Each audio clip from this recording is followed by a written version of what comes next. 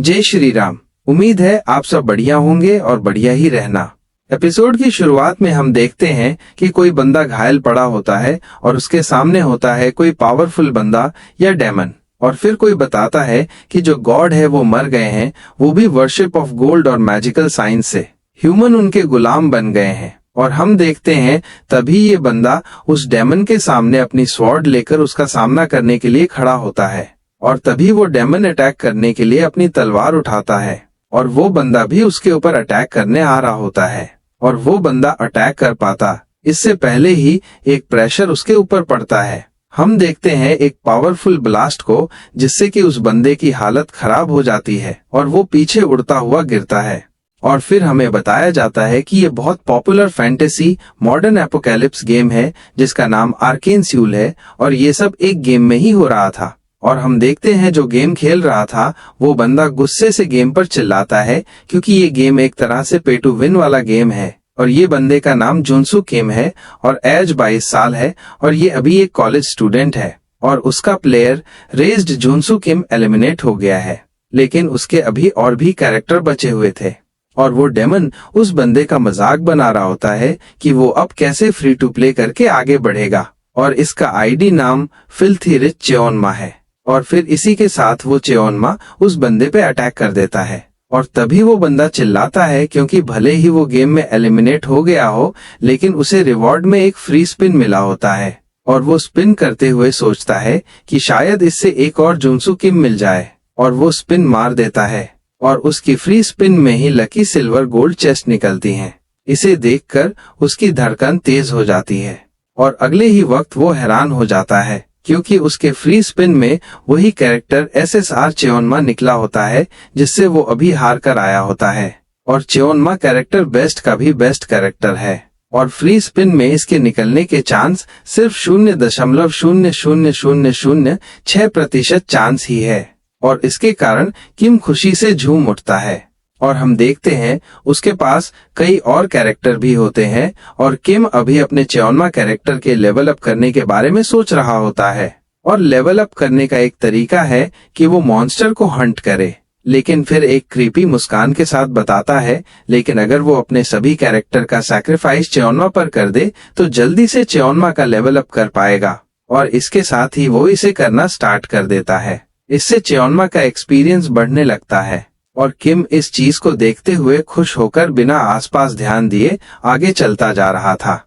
हम देखते हैं री इनकारनेट करने वाले ट्रक को, जो कि किम की तरफ बढ़ रहा होता है, और इस ट्रक का ड्राइवर भी री इनकारनेट करने वाले ट्रक ड्राइवरों की तरह सोया हुआ होता है। वो ट्रक किम के बहुत नजदीक आ पहुंचा था, और अपनी मौत को सामने देखकर किम हैरान होता है। और तभी किम अपनी आंखों को खोलता है और वो पाता है कि वो किसी हॉस्पिटल के बेड पर होता है, और उसके सिर और पैर पर पट्टी होती है। और तभी वो बैठता है। तभी किम के सिर में बहुत तेज का दर्द होता है, और उसे थोड़ा थोड़ा याद आता है कि कैसे उसका एक्सीडेंट हुआ था, और ये याद करते ही किम घबरा जाता है। और तभी कोई नर्स किम के पास आकर बोलती है, ओ मिस्टर जुनसू किम, क्या आप उठ गए? और नर्स के जुनसू किम बोलने के कारण किम हैरान हो जाता है और सोचता है कि वो उसे जुनसू किम क्यों बोल रही थी, और वो नर्स डॉक्टर को बुलाने के लिए चली गई होती है। और किम के बेड पर भी उसकी डिटेल्स में उसका नाम जुनसू किम लिखा होता है, और उसकी एज 22 साल और जेंडर मेल, और कंडीशन कार एक्सीडेंट के कारण फ्रैक्चर हुआ होता है।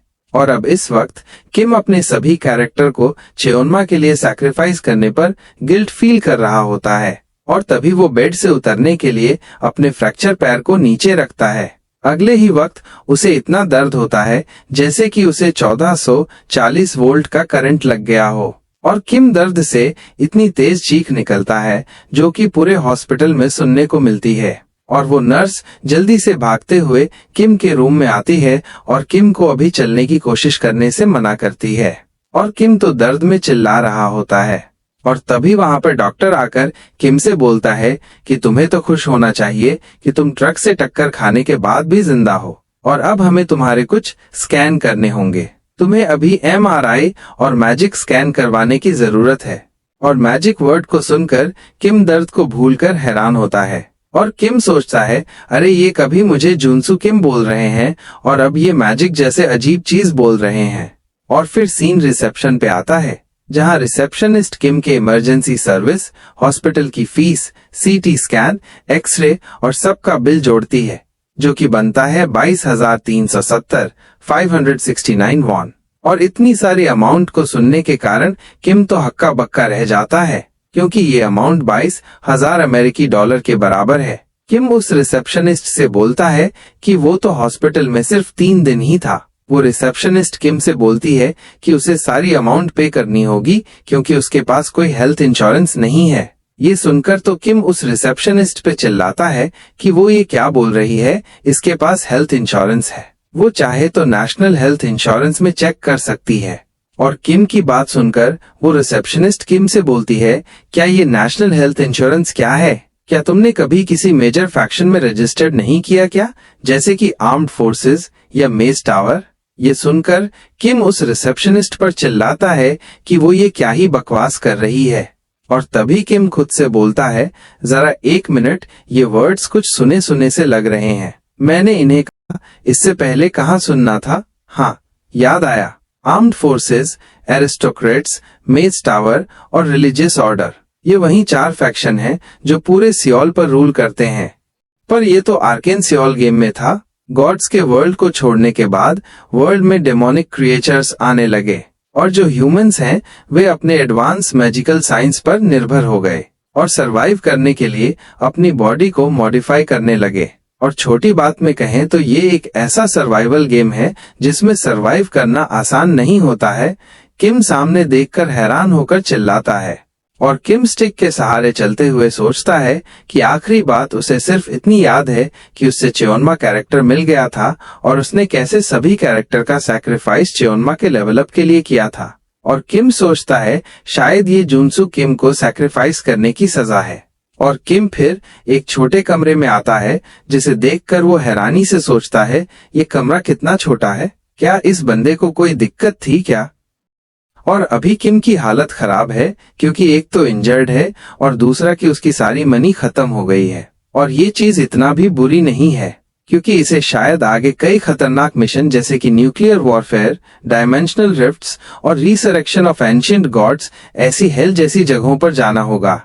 और किम इस बारे सोच रहा होता है, और तभी उसे कुछ सूझता है, और तभी किम पेन उठाता है और उस पेन से अपने हाथ पर चोट पहुंचाने की कोशिश करता है। इस चीज में किम का हाथ कांप रहा होता है और किम घबराया भी होता है, और किम हिम्मत करके और कोई बात सोचकर पेन को अपने हाथ में मारता है, और इसके कारण किम को बहुत दर्द होता है। लेकिन अगले ही वक्त उसका वो चोटिल हाथ खुद ठीक होने लगता है और फिर पूरी तरीके से ठीक हो जाता है। इस चीज के कारण किम थोड़ी हैरानी और खुशी के साथ बोलता है कि वो जानता था कि ये काम जरूर करेगा।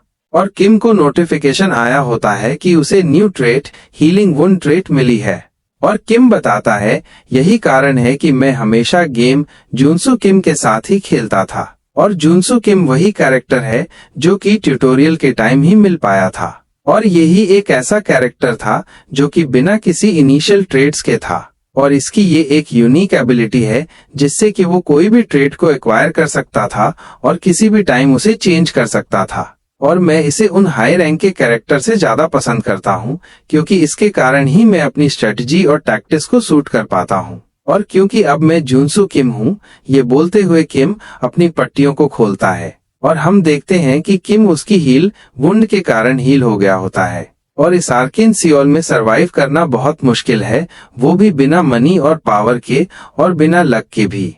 और किम अपना बैग टांगकर तैयार होता है और बोलता है कि वो ऐसे ही घर में बैठकर गेम को उससे मरने के लिए वेट नहीं कर सकता। और किम सरवाइव करने के लिए मॉन्स्टर से फाइट करता है। और किम जो 1,15,689 रैंक पर था, वो मॉन्स्टर से फाइट करके 7,784 रैंक पर आ जाता है। और फिर ऐसे करते करते किम 158 रैंक पर आ गया होता है, और हमारा किम इस तरह 9 रैंक पर आ जाता है।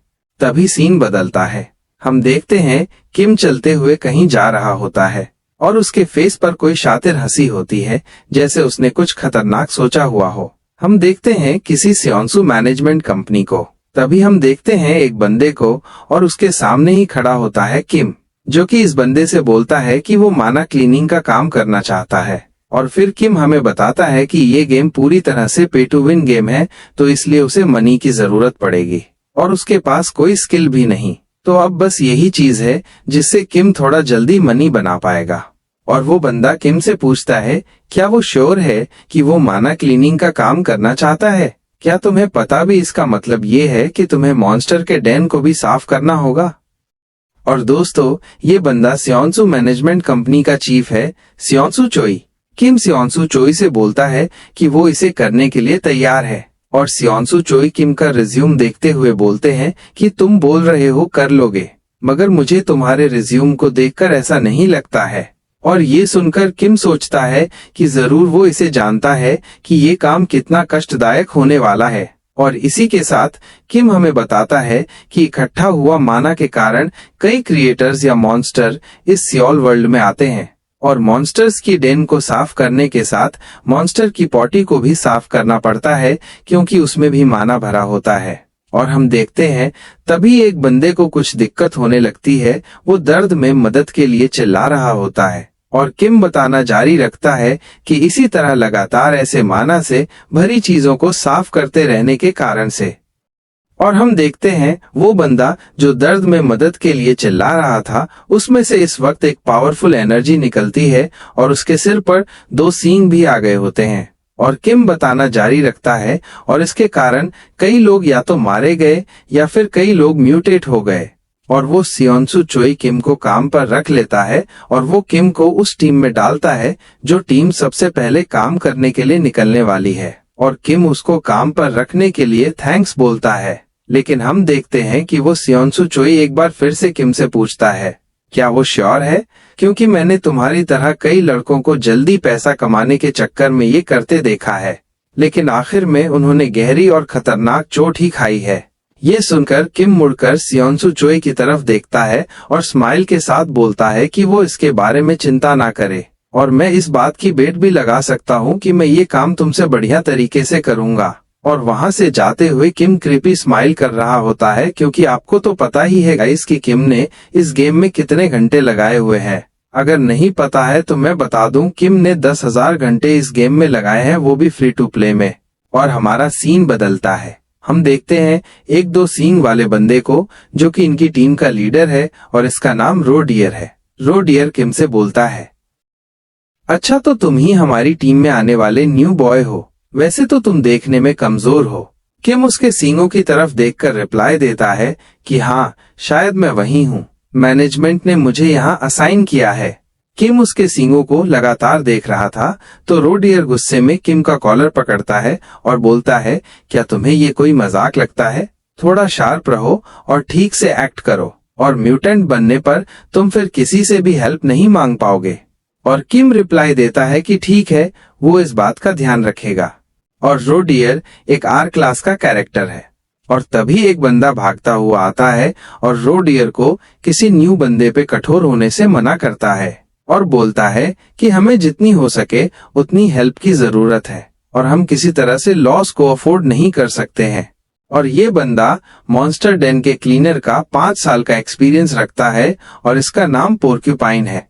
तो रोडियर किम को छोड़ते हुए बोलता है, वेल, शायद से ये अपना काम तो ठीक से कर लेगा, लेकिन देखने से तो लगता है कि ये कहीं टीम पर बोझ न बन जाए। और इसी के साथ हम सामने देखते हैं कि सामने वाली जगह से बहुत ज्यादा माना निकल रहा होता है और रोडियर सभी से चिल्लाकर बोलता है कि उनके पास ज्यादा टाइम नहीं है, तो उन्हें 3 दिन में 5 स्पॉट को क्लीन करना होगा। और पीछे किम, जो कि रोडियर के कारण थोड़ा गुस्से में था, तभी पोर्क्यूपाइन किम के कंधे पर हाथ रखता है और किम से बोलता है कि वो इस बात को ज्यादा सीरियसली ना ले। उसने भले ही ऐसा कहा, लेकिन सच तो ये है कि उन्हें सबकी चिंता है। और हम देखते हैं उस जगह के गेट को जिसपे चिपचिपा कुछ लगा होता है और उसमें से बदबू आ रही होती है, और वे सभी उस गेट के सामने होते हैं और बदबू के कारण नाक बंद कर लेते हैं। तो रोडियर बोलता है कि वो अब गेट ओपन करने वाला है, तो सभी रेडी हो जाओ। और गेट ओपन करने के लिए वो अपना कार्ड गेट के लॉक पर लगाता है और गेट खुलते ही कुछ लिक्विड टाइप उनकी तरफ बढ़ता है और रोडियर सबको उनकी पोजीशन लेने के लिए बोलता है। और जो हमने लिक्विड टाइप देखा था वो लिक्विड के रूप में लो लेवल के स्लाइम मॉन्स्टर थे जो कि बहुत सारे थे। और इसी के साथ किम बताता है कि ये मॉन्स्टर डेंस में स्लाइम मोस्ट कॉमन चीज है जिसमें माना होता है। ये देखने में तो कमजोर होते हैं लेकिन इन्हें मारना आसान नहीं होता है। और हम देखते हैं एक बंदा अपने साथ लाए हुए वेपन से उस स्लाइम पे अटैक करता है जिसके कारण वो स्लाइम 2 हिस्सों में बंट जाता है। और तभी किम दोबारा बताता है कि इन्हें मारना आसान नहीं होता है। ये अपने माना कोर को अपनी बॉडी में कहीं छुपा लेते हैं और उस कोर को डिस्ट्रॉय करके ही इन स्लाइम को मारा जा सकता है। और हम देखते हैं जो स्लाइम 2 हिस्सों में बट गया था वो वापस जुड़ जाता है और ये भी स्लाइम उन पे अटैक कर देते हैं। और तभी हम देखते हैं हमारा किम तेजी से भागकर आने लगता है और चिल्लाकर सभी को साइड में होने को बोलता है। तो एक बंदा कंफ्यूज होकर पीछे देखता है और किम तो जंप करके उसके ऊपर आ गया होता है जिससे कि वो बंदा डर गया होता है। और किम उसे बोलता है कि मैंने कहा हट जाओ। और इसी के साथ किम एक स्लाइम पर अटैक कर देता है और किम का अटैक सीधे स्लाइम के माना कोर पर लगता है जिससे कि वो माना कोर टूट जाता है और वो स्लाइम ब्लास्ट हो जाता है। और ये बंदा का सामान भी बार बार बच गया होता है। और किम फिर बाकी स्लाइम की तरफ देखकर स्माइल करता है और बड़े से लुक के साथ एक्शन दिखाने के लिए तैयार होता है। और तभी किम बड़ी तेजी से अपनी जगह से मूव करता है और इतनी तेजी से मूव करते हुए कई स्लाइम को अपने सिंगल अटैक से मार देता है। उसका हर अटैक स्लाइम के माना कोर पर लग रहा होता है और किम के इस कारनामे से सभी हैरान होते हैं और किम को देखकर सोचते हैं कि ये पॉसिबल कैसे है। और किम इस वक्त जाइंट स्लाइम मॉन्स्टर पे अटैक करने जा रहा होता है और किम उनकी बातों को सुनकर मन में बोलता है ऑफ कोर्स ये पॉसिबल है। और तभी हमारा सीन 2 दिन पीछे आता है। हम देखते हैं किम जमीन पर रेंग रहा होता है जैसे कुछ ढूंढ रहा हो और किम सोचता है कि आखिर वो कहाँ हो सकता है। और किम को ऐसा करता देखकर पीछे एक बच्चा अपनी मम्मी से बोलता है मम्मी क्या इनके साथ कुछ प्रॉब्लम है। तो उसकी मम्मी उसे वहां देखने से मना करती है।